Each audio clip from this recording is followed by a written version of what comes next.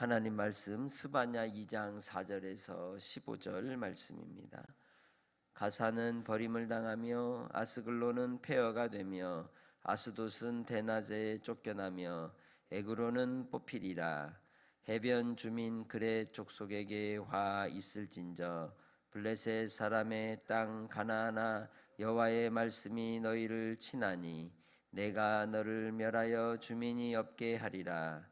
해변은 풀밭이 되어 목자의 움막과 양떼의 우리가 거기에 있을 것이며 그 지경은 유다 족속의 남은 자에게로 돌아갈지라.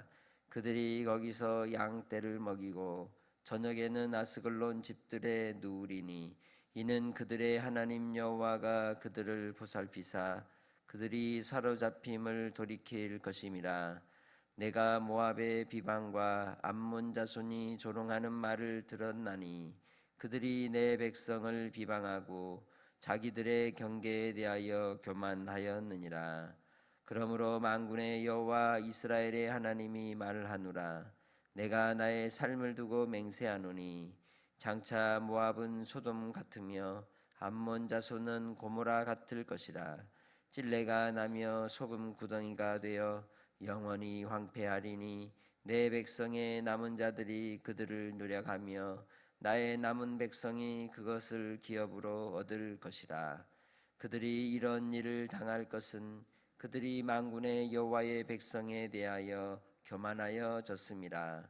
여호와가 그들에게 두렵게 되어서 세상의 모든 신을 쇠약하게 하리니 이방의 모든 해변 사람들이 각각 자기 처소에서 여호와께 경배하리라. 구스 사람들아 너희도 내 칼에 죽임을 당하리라. 여호와가 북쪽을 향하여 손을 펴서 아수르를 멸하며 니느웨를 황폐하게 하여 사막같이 메마르게 하리니 각종 짐승이 그 가운데에 때로 누울 것이며 당아와 고슴도치가 그 기둥 꼭대기에 깃들이고 그것들이 창에서 울 것이며 문턱이 적막하리니 백양목으로 지은 것이 벗겨졌음이라. 이는 기쁜 성이라. 염려 없이 거주하며 마음속에 이르기를 오직 나만 있고 나 외에는 다른 이가 없다 하더니 어찌 이와 같이 황폐하여 들 짐승이 엎드릴 곳이 되었는고. 지나가는 자마다 비웃으며 손을 흔들리로다. 아멘.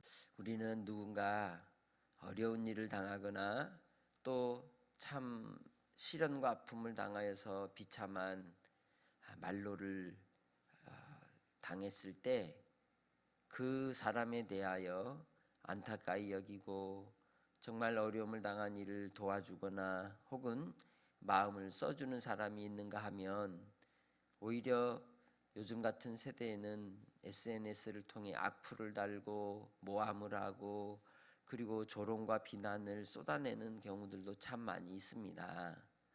세상 가운데에서는 아무 일도 없을지 모르나 오늘 말씀을 통해서 우리는 다른 이웃이 어려움을 당하거나 혹 심판과 징계를 받는 상황이라 할지라도 그 일을 바라보는 이웃된 우리가 우리의 입을 잘못 놀리면 그 일에 대한 하나님의 징계가 그에게도 임한다는 것을 분명히 경고하는 말씀으로 받으시기를 바랍니다. 그래서 항상 우리는 이 입술을 주의해야 합니다. 우리가 사용하는 이 언어는 하나님께로 말미암아 하나님의 형상을 닮은 존재로서 인간이 하나님의 뜻을 이루고 사명을 이루도록 주신 도구이지 이웃에 대하여 저주하거나 비난을 쏟기 위한 도구가 아니라는 것입니다. 그래서 오늘 말씀 가운데 우리가 이 땅의 삶이 하나님이 보시기에 기쁘고 선한 삶으로 드려지는 데 소용되는 아름다운 그러한 도구가 되시기를 주님의 이름으로 부탁합니다. 오늘 4절로부터 나오는 말씀을 통해 이스라엘 백성들이 하나님의 진노와 징계와 심판을 받는 상황이 올 때에 그 주변에 있는 동서남북에 있는 나라들에 대한 이스라엘에 대한 반응을 보이고 또 그들이 그 반응에 대하여 하나님은 어떻게 대하시는지를 말씀하는 겁니다. 이 동서남북에 있는 나라의 모습이 그런 거예요. 본문을 통해서 보십시오. 가사는 버림을 당하며 아스글론은 폐허가 되며 아스돗은 대낮에 쫓겨나며 에그로는 뽑히리라 말씀합니다. 이 네 개의 도시는 블레셋의 도시입니다. 서쪽 해안가, 지중해 해변가에 있는 도시들이죠. 지금으로 말하면 팔레스타인이 이 가사입니다. 블레셋 족속들이 이스라엘의 멸망에 대해서 조롱하고 박수를 치고 비난하는 것으로 인하여 어떻게 된다고 말씀합니까? 곧 하나님께서 그들의 땅을 멸하여서 주민이 없게 하시고 해변에는 풀밭이 되게 하고 그곳에 목자의 음성이 들리고 양떼가 거기에서 먹으며 그리고 유다 족속의 남은 자들이 그 땅을 차지하게 될 것이라고 얘기하는 겁니다. 하나님 앞에 우리는 살아갈 때에 항상 겸비하고 하나님을 의지하는 심령들이 되시기를 바랍니다.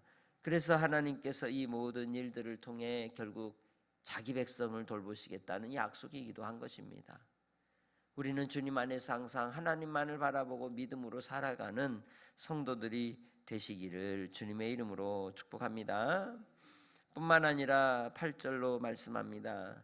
내가 모압의 비방과 암몬 자손이 조롱하는 말을 들었나니. 모압과 암몬이 누구입니까? 아브라함의 조카 롯이 그의 딸들을 통하여 낳은 후손들입니다. 그들은 요단 동편 사해 근처에 있었습니다. 그 나라 백성은 이스라엘과는 형제지간인 것이죠. 그런데 형제가 고통을 당하고 징계를 받을 때 8절 말씀을 통해 보면 어떻게 했다고 반응합니까? 조롱하고 비방했다는 거죠. 그 일로 인하여 하나님이 그들의 교만을 지적하고 있는 겁니다. 누군가에 대하여 지적하는 일 혹은 마태복음 7장에서 얘기하듯이 비판을 받지 아니하려거든 비판하지 말라고 하신 그 말씀, 상대방에 대하여 누군가에 대하여 정죄하는 것, 그것을 교만이라고 말씀하고 있는 것이죠. 그래서 이 교만에 대하여 하나님이 그들에 대하여 소돔과 같이 소금 기둥이 되게 하시고 암몬에 대하여 고모라와 같이 되게 하셔서 찔레가 나게 하시고 소돔 구덩이 됨으로 영원히 황폐하게 되는 땅으로 하나님께서 만드시고 노략을 당하게 할 뿐만 아니라 남은 백성의 기업으로 얻게 하겠다고 얘기하고 있는 겁니다. 그것이 바로 하나님의 공의이십니다. 하나님은 자기 백성들을 징계하시지만 또한 그 열강에 대해서도 하나님은 심판하시는 하나님이심을 우리는 분명히 알아야 하는 겁니다. 그래서 항상 이웃의 형편과 상황들을 볼 때 우리 자신을 살피는 도구가 되어야 하는 것이죠. 그래서 예수님은 죄인들을 만나고 병든 자들을 만나고 정말 나그네 같은 인생들을 만나서 그들을 대할 때에 정죄하지 않으셨습니다. 하나님이심에도 불구하고 또한 그 인생들을 다 아심에도 불구하고 특별히 수가성 우물가에서 만난 여인을 보십시오. 다 아셨음에도 불구하고 그에 대해 그의 인생에 대해서 왈가왈부하거나 정죄하지 않으시는 주님을 볼 수가 있습니다. 그것이 우리가 이 땅에 생명에 붙어 있는 동안에 우리 주님을 통하여 받아야 될 교훈이라는 것이죠.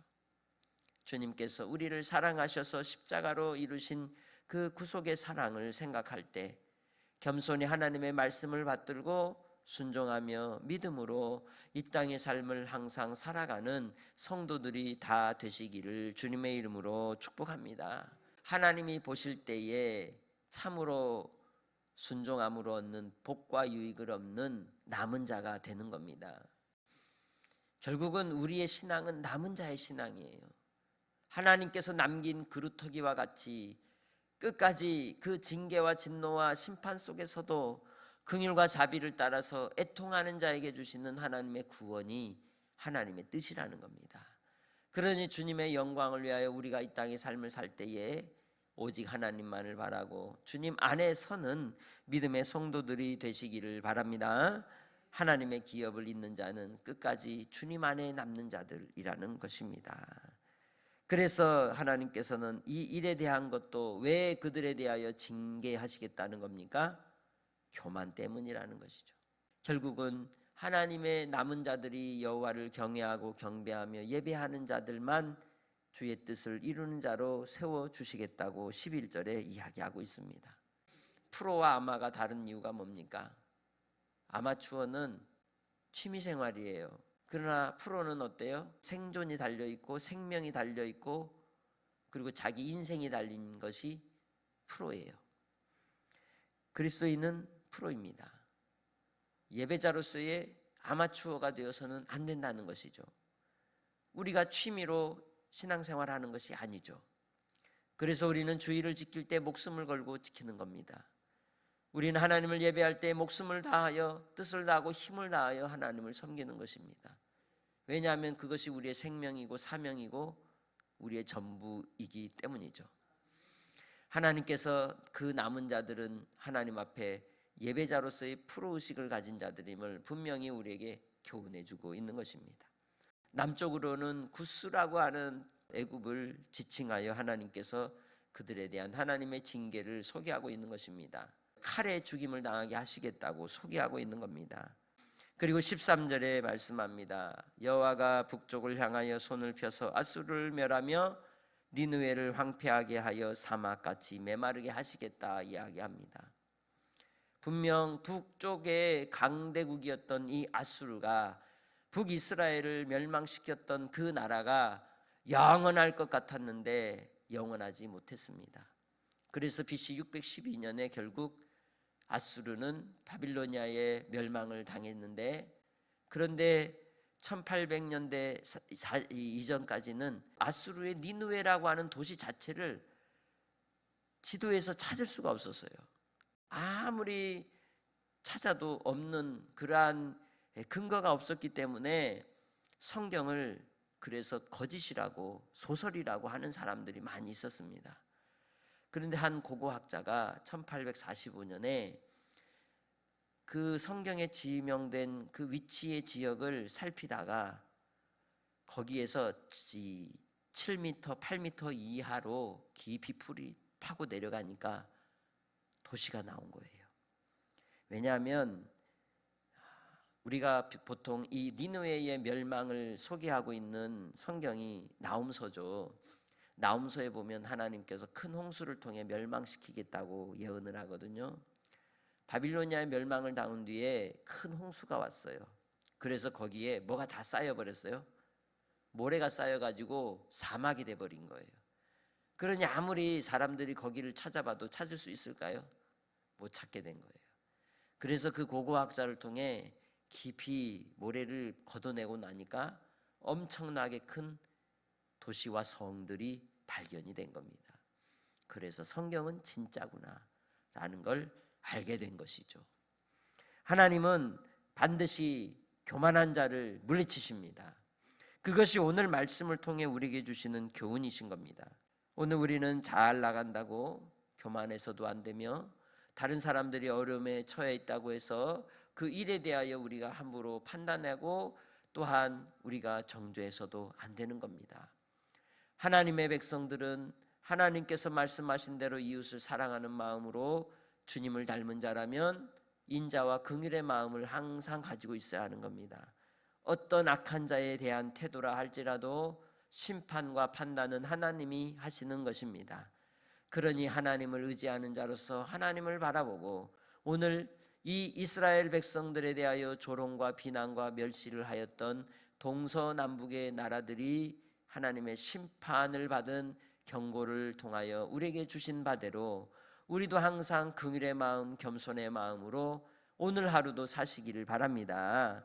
아버지 하나님 감사합니다. 신실하신 하나님을 믿고 신뢰하고 의지하며 살아가는 주의 백성들에게 오늘도 말씀 가운데 길을 열어 인도하여 주시고 겸손함으로 하나님 앞에 칭찬받으며 기쁨이 되는 백성들이 되게 하옵소서.